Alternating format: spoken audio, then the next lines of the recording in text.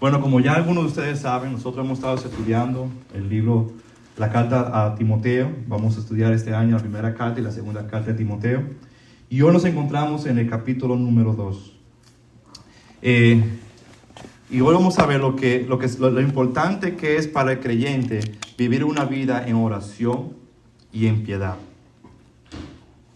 Y veremos cómo la iglesia local testifica de la gracia de Dios por medio de la oración y la piedad.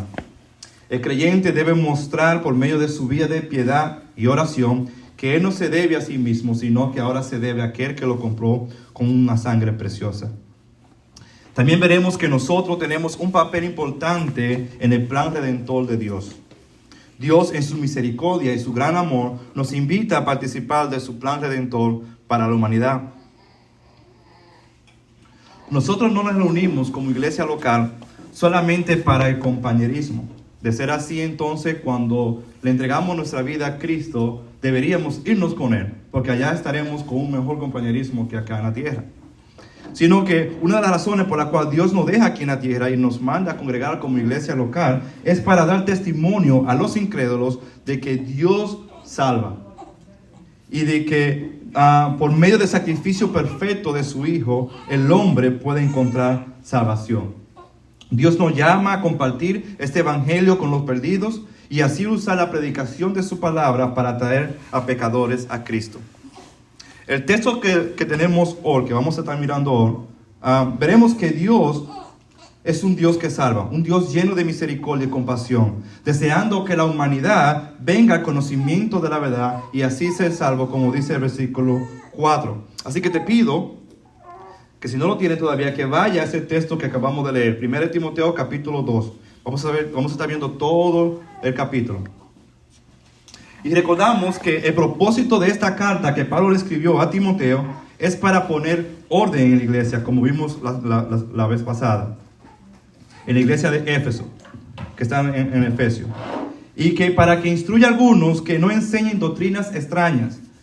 Y encarga a Timoteo que él enseñe la sana doctrina para contrarrestar las enseñanzas falsas de estos maestros. La oración es una muestra tangible de que dependemos de la gracia de Dios cuando compartimos el evangelio con los demás. La oración nos ayuda a mantenernos humildes delante de Dios y nos ayuda a confiar más en su gracia que en las habilidades que podamos tener. En las Escrituras vemos a los héroes de la fe interceder por los incrédulos. Te voy a dar unos cuantos ejemplos. Por ejemplo, Moisés frecuentemente oraba a Dios intercediendo por el pueblo.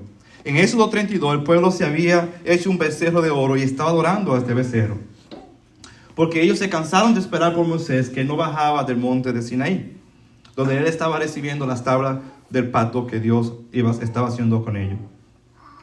Y en el versículo 9 del capítulo 32, Dios le dice que va a eliminar a este pueblo, porque ellos eran duros de corazón. Y Moisés intercede por ellos en el verso 11 en adelante, diciendo que no lo elimines por amor a su nombre y por las promesas hechas a Abraham, Isaac y a Jacob, de multiplicarlos y llevarlos a la tierra prometida.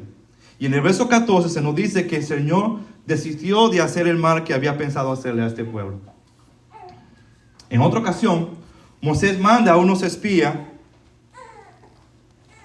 para que vieran la tierra prometida, y ellos regresaron desanimando al pueblo porque se habían atemorizado por las naciones que estaban en esta tierra y se olvidaron de que era Dios que rescataba y peleaba por ellos.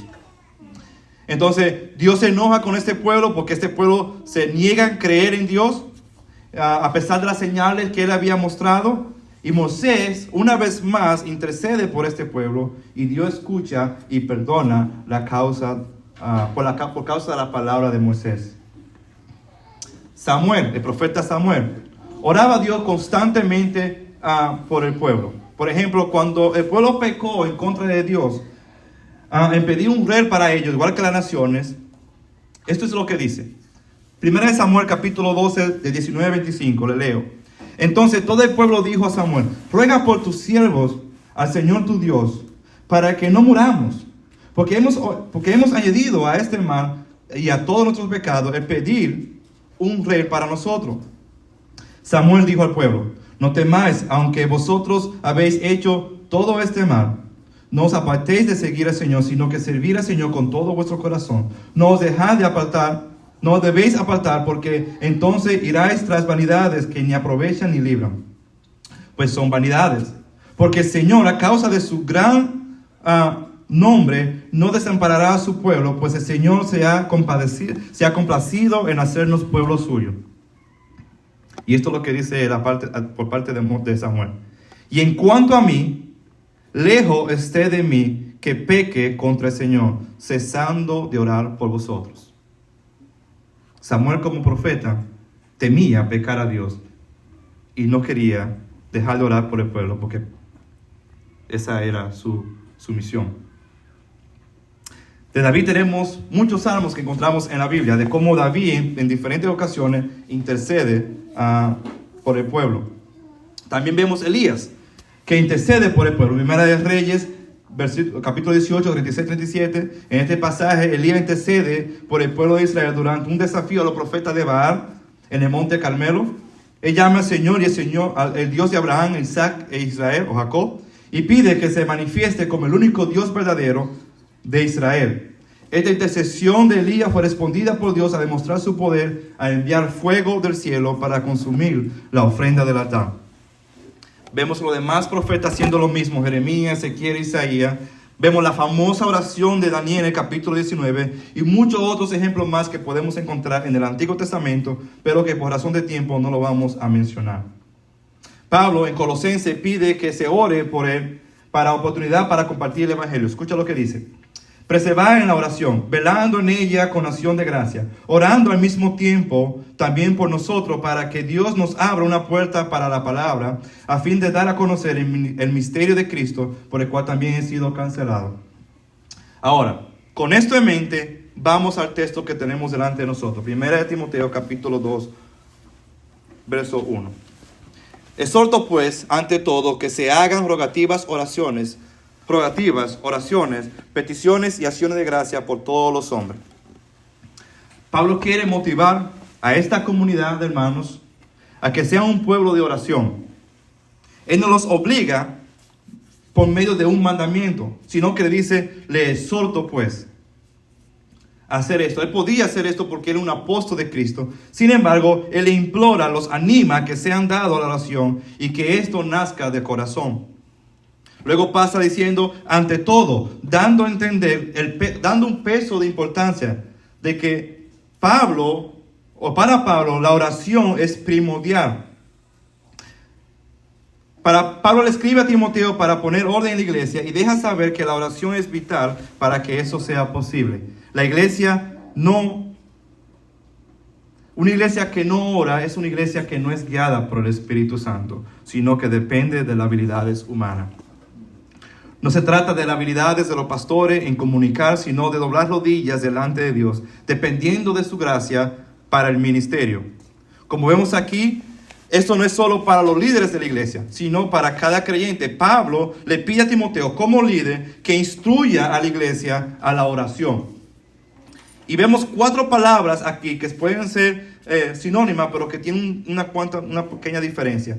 Rogativas, oraciones, peticiones y acciones de gracia.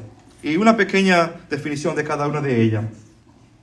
Por ejemplo, rogativa tiene un sentido de urgencia, de necesidad. Oración es cuando venimos delante de Dios presentando lo que está en nuestro corazón. Es hablar con Dios de manera general. Peticiones, esto es pedir a Dios por algo específico. Y acción de gracia, no solamente nosotros derramamos nuestros corazones delante de Dios cuando necesitamos algo, sino que nosotros también derramamos nuestros corazones delante de Dios en agradecimiento por escucharnos, en agradecimiento por darnos este gran privilegio de poder orar a Él. Así que cuando Pablo le dice aquí a la iglesia de Éfeso que hagan rogativas, oraciones, peticiones y acciones de gracia por todos los hombres, de manera simple, Pablo le está diciendo a esta comunidad y por extensión a nosotros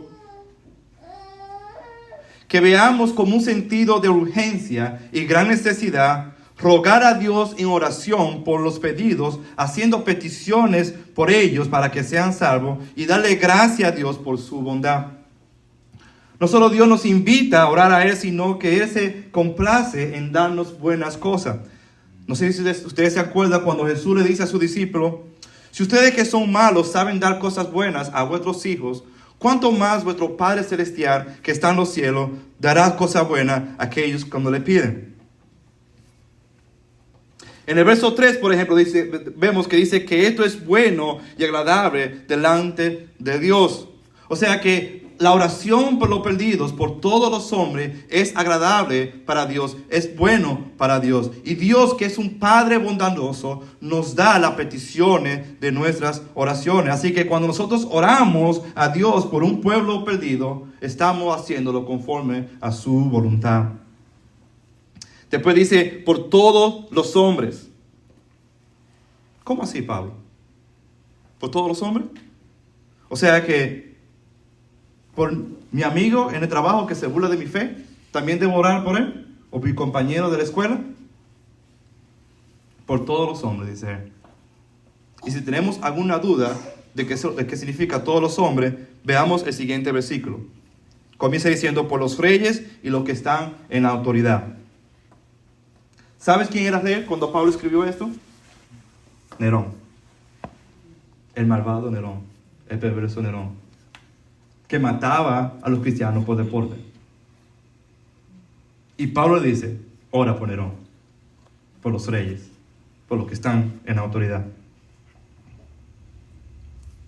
Y no es que ore por sabiduría, por decisiones que ellos vayan a tomar, sino que oren para que ellos sean salvos.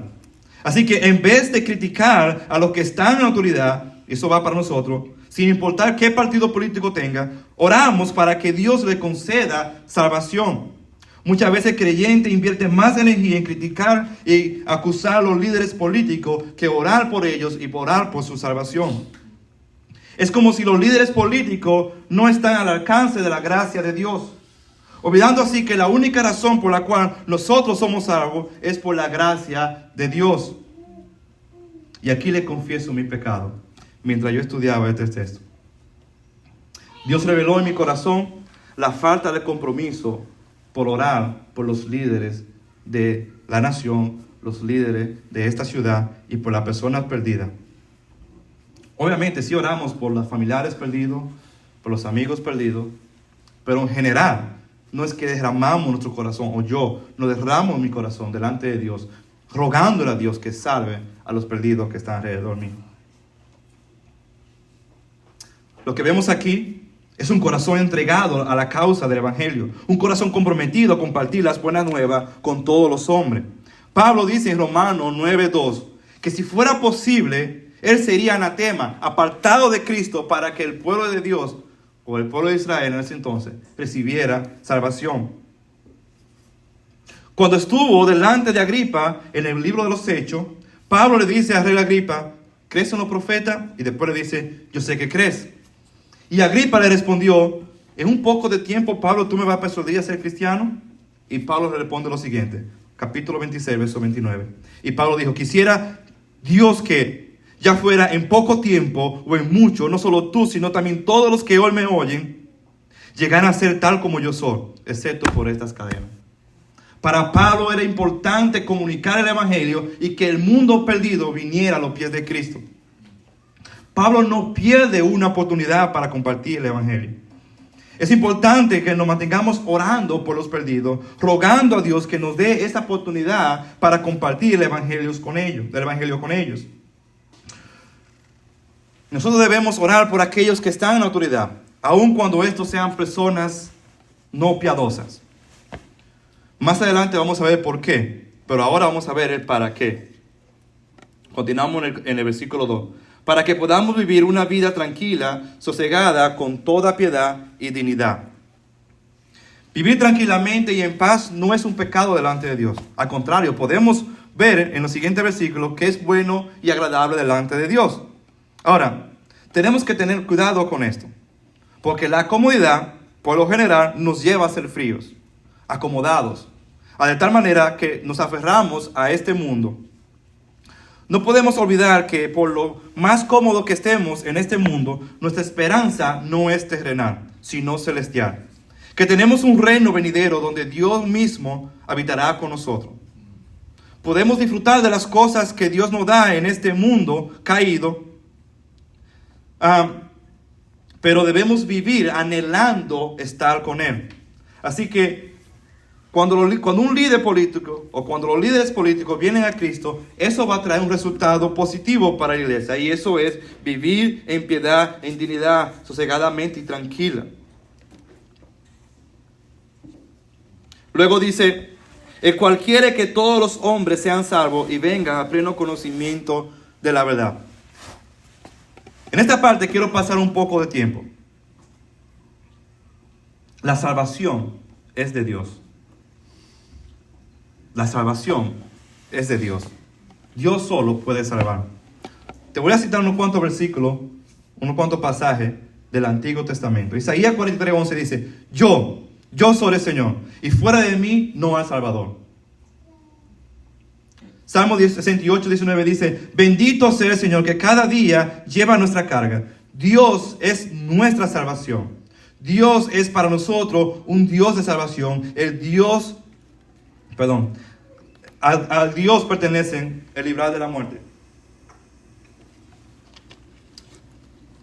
Isaías 49:6 dice, yo te pondré por luz a las naciones para que mi salvación alcance hasta los confines de la tierra. Joel 2:32 dice, y sucederá que todo aquel que invoque el nombre del Señor será salvo, porque en el monte Sión y en Jerusalén habrá salvación. Dios es el que salva. Muchos creen de que el Dios del Antiguo Testamento es un Dios ogro, enojado, y que Jesús es un Dios amoroso. Primeramente, solo hay un Dios, como hemos visto. Y lo segundo es que vemos que es el Padre que manda, el Padre que quiere salvar a la humanidad, manda a su Hijo amado para que nosotros podamos tener salvación en Él. Por ejemplo, el famoso texto de Juan 3:16-17. Porque de tal manera amó Dios al mundo que dio a su Hijo unigénito para que todo aquel que en Él cree no se pierda, mas tenga vida eterna.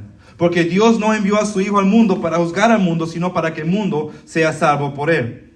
Hechos 4:2 dice, y en ningún otro hay salvación, porque no hay otro hombre bajo el cielo dado a los hombres, no hay otro nombre bajo el cielo dado a los hombres, el cual podamos ser salvos. Romanos 1:16 dice, porque no me avergüenzo del evangelio, porque es poder de Dios para la salvación a todo aquel que cree, judío primeramente y también griego. Y último, Efesios 2, del 8 al 9 dice, porque por gracia habéis sido salvados por medio de la fe, y esto no de vosotros, pues es don de Dios, no por obras para que nadie se gloríe. Vemos a Dios como el autor de la salvación nuestra. Así que vemos que la voluntad de Dios es que el hombre sea salvo. Y por esta razón mandó a su Hijo. Pedro dice de que la razón por la cual Cristo no ha venido otra vez por la iglesia es para dar la oportunidad a la humanidad para que sean salvos. Así que si no estás en Cristo, te encuentras aquí y no estás en Cristo, Dios quiere salvarte. Él desea que venga al pleno conocimiento de la verdad acerca de Él. De que eres un pecador que necesita un Salvador, igual que todos los hombres, igual que todos nosotros. Y que venga a conocer a Cristo, que es la verdad encarnada. Es mi oración que venga a Cristo y experimente la salvación de Dios. Así que ven a Cristo. Continuamos, verso 5. Porque hay un solo Dios y también un solo mediador entre Dios y los hombres, Cristo Jesús, hombre. Es común escuchar afirmar a personas decir de que hay muchos dioses y que tú puedes adorar a cualquier dios y lo importante es que no le haga daño a nadie. El problema con esto es que la Biblia dice todo lo contrario. La Biblia dice que solamente hay un solo Dios y que todos los otros dioses solamente son ídolos que no pueden hacer nada por el hombre. Unos cuantos ejemplos del Antiguo Testamento y del Nuevo Testamento. Deuteronomio capítulo 4, verso 35, Moisés diciéndole al pueblo, a ti se te mostró para que supiera que el Señor Dios y no al otro fuera de Él. Isaías 43, 10 y 11, continuando con lo que dijimos anterior. Vosotros sois mi testigo, declara el Señor, y mi siervo a quien he escogido, para que sepáis y creáis en mí y entendáis que yo soy.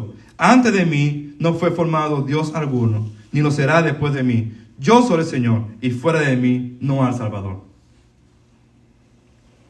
Marcos 12, 29 dice, Jesús respondiendo, el primer mandamiento es, oye Israel, el Señor tu Dios, uno es. Solamente hay un solo Dios. Y si hay un solo Dios, entonces debe haber un solo mediador. Y es lo que vamos a ver. ¿Por qué? Porque ese mediador es Cristo Jesús, que cumple con las condiciones para mediar por nosotros. La Biblia es clara de que Jesús es completamente Dios y completamente hombre. Así que solo Él puede reconciliarnos con Dios. También solo Cristo puede mediar por nosotros, porque solo Él vino y vivió una vida perfecta por nosotros en nuestro lugar. Solo Cristo tomó nuestro lugar y murió en la cruz, una muerte que nosotros deberíamos morir, y resucitó de los muertos como una prueba de que su sacrificio fue eficaz y que ahora tenemos salvación y vida eterna en Él. Por ejemplo, Romanos 8:34 dice, ¿quién es el que condena? Cristo Jesús es el que murió, sí, aún más, el que resucitó, el que además está a la diestra de Dios y que también intercede por nosotros. Hebreos 7:25 dice, por lo cual Él también es poderoso para salvar para siempre a los que por medio de Él se acercan a Dios, puesto que vive perpetuamente para interceder por ellos. Y 1 Juan capítulo 2, verso 1 dice, hijitos míos, os escribo estas cosas para que no pequéis. Y si alguno peca, abogado tenemos para con el Padre, Jesucristo el justo. Así que solo Dios puede salvar y solo Cristo puede darnos esa salvación y mediar por nosotros. Porque solamente Cristo se dio, como dice acá, que se dio a sí mismo en el verso 6, en rescate por todo, testimonio dado a su debido tiempo. La Biblia también dice de que el Espíritu Santo intercede en nuestras oraciones. Por ejemplo, dice en Romanos 8, 26, 27, de igual manera el Espíritu nos ayuda en nuestra debilidad, porque no sabemos orar como debiéramos, pero el Espíritu mismo intercede por nosotros con gemidos indecibles. Y aquel que escudriña los corazones sabe cuál es el sentir del Espíritu, porque intercede por los santos conforme a la voluntad de Dios. Este pasaje nos muestra de que el Espíritu Santo nos ayuda en nuestra debilidad, nos ayuda a orar, incluso cuando no sabemos cómo hacerlo. Así que no tenemos excusa para no orar. Al contrario, cuando oramos por los perdidos, estamos imitando a Cristo, quien intercede ya por nosotros y cumpliendo así la voluntad del Padre que quiere salvar al hombre. Verso 7 nos habla de que Pablo es el apóstol y maestro de los gentiles, apartado por Dios, como vimos también en el capítulo 1, verso 1, para esta obra. Y lo último que vemos en esta sección hasta el versículo 8 es que la oración debe ser hecha con una conciencia limpia. Por consiguiente, quiero que en todo lugar los hombres oren levantando manos santas, sin ira ni discusión. Esto aquí de levantar manos no es necesariamente en cómo nosotros debemos orar a Dios, sino más bien habla de del testimonio del creyente, de una conducta piadosa delante de los demás. ¿Qué valor tendría si nosotros pedimos y oramos por los perdidos y tenemos un testimonio que va contrario de lo que nosotros profesamos y confesamos? La oración no será de mucha ayuda, ya que es como una persona de doble ánimo, como dice Santiago, ya que de una fuente no puede salir agua dulce y agua amarga, bendición y maldición, como dice Santiago. Nuestra conducta refleja lo que en realidad hay en nuestros corazones. Así que no es solamente el orar por orar, sino mostrar el corazón de Dios por los perdidos en la oración evangelista, y la oración evangelista refleja cuán comprometidos estamos en compartir las buenas nuevas con los demás. Ahora pasamos a la segunda parte de nuestro texto. Y eso es el rol redentor para las mujeres. Ahora entramos a la segunda parte de este texto, una parte controversial, pero que es importante para la iglesia local. Uno se puede preguntar, Pablo, ¿por qué pusiste esta parte aquí? ¿No era mejor terminar el capítulo en el versículo 8 y luego pasar al capítulo 3 y no tener que lidiar con esta controversia? O por en el capítulo 3 quizá yo o Jonathan lo predicaría en la siguiente ocasión, y así yo no tendría que lidiar con esto. Bueno, hermano, no tengo escape. Así que vamos a ver cómo salgo de aquí. Mujeres, recuerda que este capítulo, esta palabra, fue inspirada por el Espíritu Santo y fue escrita por Pablo, no fui yo. Así que vamos a ver. Creo que la mejor manera de ver esta sesión es verla, como generalmente debemos hacerlo, en el contexto de toda la carta. Sabemos que Pablo quiere traer orden a la iglesia para que el creyente se conduzca como es debido en la casa de Dios. Ya él mencionó que los hombres deben tener una conducta piadosa y orar fervientemente. Y ahora se enfoca en las mujeres. Versículos 9 y 10. Asimismo, que las mujeres se vistan con ropa decorosa, con pudor y modestia, no con peinado ostentoso, no con oro o perlas o vestido costoso, sino con buenas obras, como corresponde a las mujeres que profesan la piedad. En otras palabras, las mujeres creyentes no deberían ser conocidas por la vestimenta, sino más bien por sus buenas obras. Mujer, llamar la atención con tus atuendos que te pongas no va a traer a nadie a los pies de Cristo, pero tu conducta puede cautivar a los perdidos a que conozcan a este Dios que salva.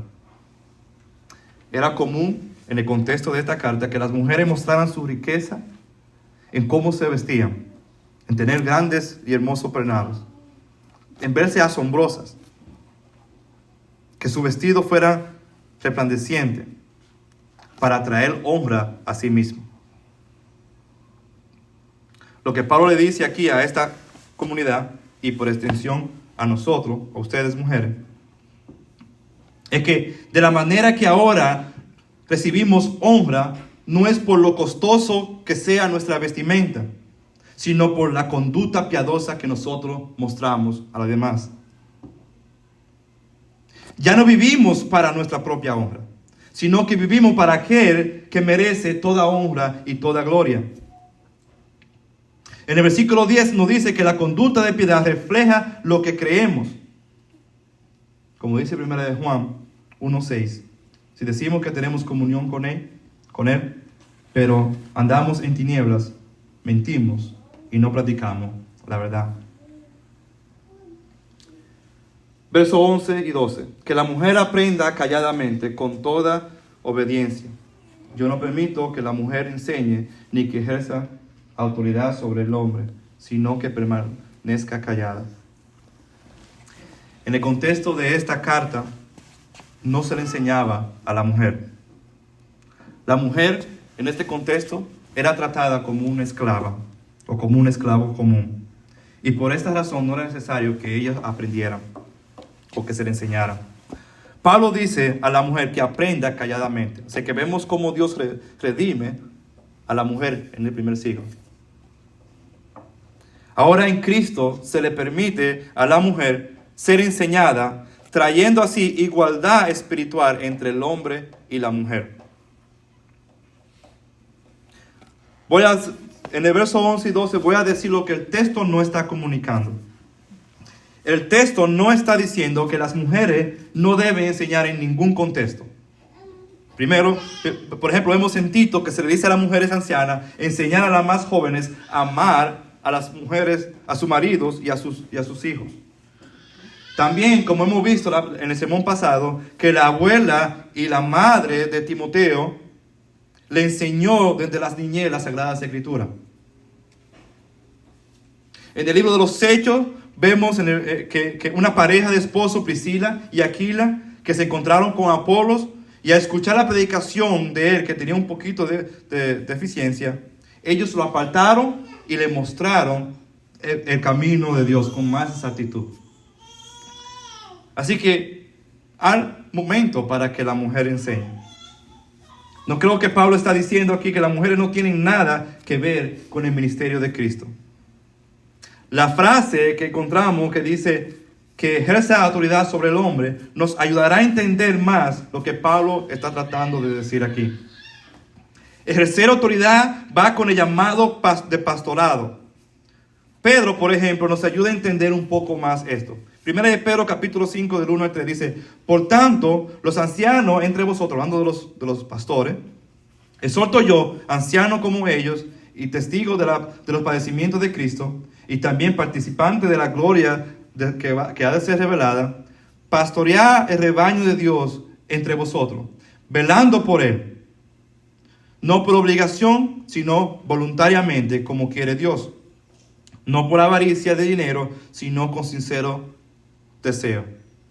Y escucha esto, tampoco teniendo señorío o autoridad sobre lo que ha sido confiado, sino demostrando ser ejemplo de rebaño. Sí, hay un ejercicio de autoridad en el pastorado. Los pastores de la iglesia tienen cierta autoridad por encima de sus miembros. Por eso que nosotros firmamos un pacto y decidimos ser parte de una iglesia local y nos sometemos al liderazgo y a la autoridad de los pastores. Lo que creo que Pablo está diciendo aquí es: no permito que la mujer tenga un rol pastoral en la iglesia local. Y luego Pablo pasa a la narrativa de la creación para apoyar eso que acaba de decir.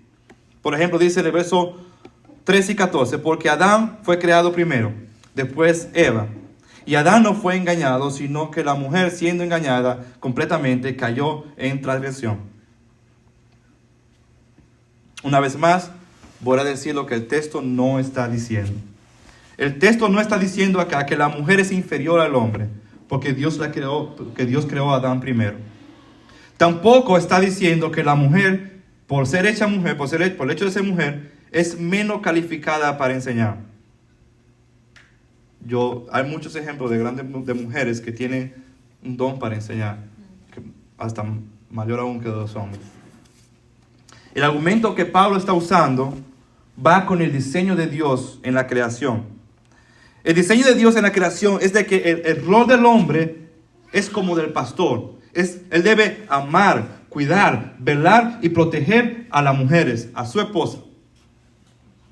El de la mujer es de ser ayuda idónea, que implica someterse a su marido, como vemos en Efesios capítulo 5, verso 20 en adelante. Cuando estos roles se descuidan y cambian, entonces vemos el peligro y el fracaso de nuestro llamado. Adán, cuando pasivamente dejó que la mujer tomara el rol que no le pertenecía, trajo como resultado la caída del hombre, que fue fatal.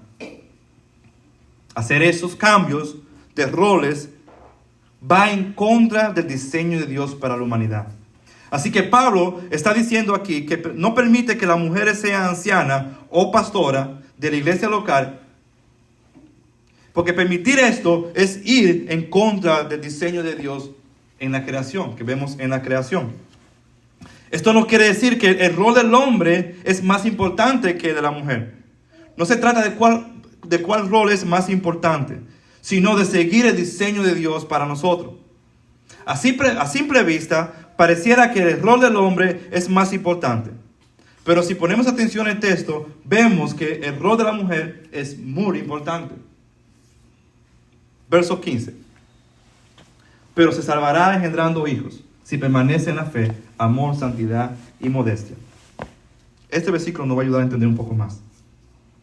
Algunos interpretan esto como que las mujeres se salvarán teniendo hijos. Ahora, si esto fuera así, entonces las mujeres estériles no podrán salvarse. O si esto fuera así, también estaríamos agregándole algo más al sacrificio de Cristo. Lo que creo que cómo debemos interpretar este versículo es referirse a la función de la mujer como transmisora de la fe a sus hijos. La tarea de criar a los hijos en la fe es crucial para la iglesia, para la perpetuación de la iglesia y la transmisión de la verdad de una generación a otra generación. Así que si la abuela y la madre de Timoteo no hubieran enseñado a Timoteo acerca de la fe, posiblemente, humanamente hablando, no tendríamos un Timoteo. ¿Vemos la importancia del rol de la mujer en el plan redentor de Dios? No se pueden sentir como inferiores porque no están liderando una iglesia. El plan redentor de Dios está diseñado de tal manera que los futuros pastores van a pasar por manos de las mujeres, por madres que le van a criar y le van a enseñar la fe Así que mujeres, Dios diseñó un rol especial para ti en el plan redentor. Abrázalo, ejércelo como solamente tú puedes hacerlo, confiando en Dios y siendo fiel al rol redentor que Dios puso en tu vida. No descuides el llamado que Dios tiene para ti como mujer. Para terminar, tengo unas cuantas aplicaciones. Como iglesia debemos comprometernos en la oración por los perdidos. Hay muchas cosas que puede hacer por los perdidos como creyente, pero una tarea es importante, y esto es orar por ellos. La piedad es una marca, la piedad es una marca distintiva del creyente. No tiene valor que nosotros nos pasemos la noche y el día entera orando por lo perdido si nuestra vida no refleja el carácter de Cristo. La oración y la piedad van de la mano en este plan redentor. Mujer, reconoce de que tienes un rol importante en el plan redentor de Dios. Y vístete, y lleva tu vestimenta a que no sea una vestimenta extravagante por fuera, sino de adentro de corazón, de buenas obras, para que sea de testimonio para aquellos que todavía no creen en Cristo. Y finalmente, es la voluntad de Dios que el hombre sea salvo. Involucrémonos en el evangelismo, en hacer la voluntad de Dios. Hoy vimos el corazón de Dios para la humanidad. El corazón de Dios para tu vecino, para tu compañero de trabajo, para tu compañero de estudio y para todas las personas que tú te vas a encontrar de ahora en adelante. La voluntad de Dios es que esa persona sea salva.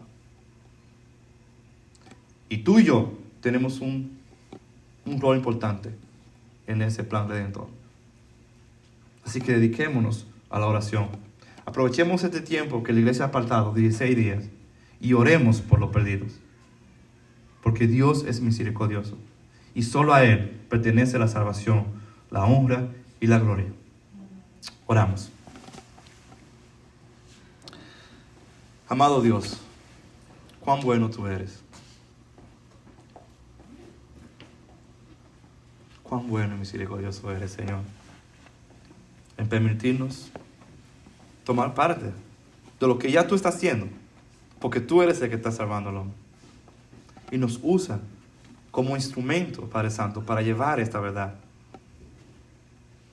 Ayúdanos, Padre Santo, a entender que no vivimos por el simple hecho de vivir o acumular cosas aquí en la tierra, sino que vivimos con un propósito, y es de dar a conocer tu nombre a toda la humanidad.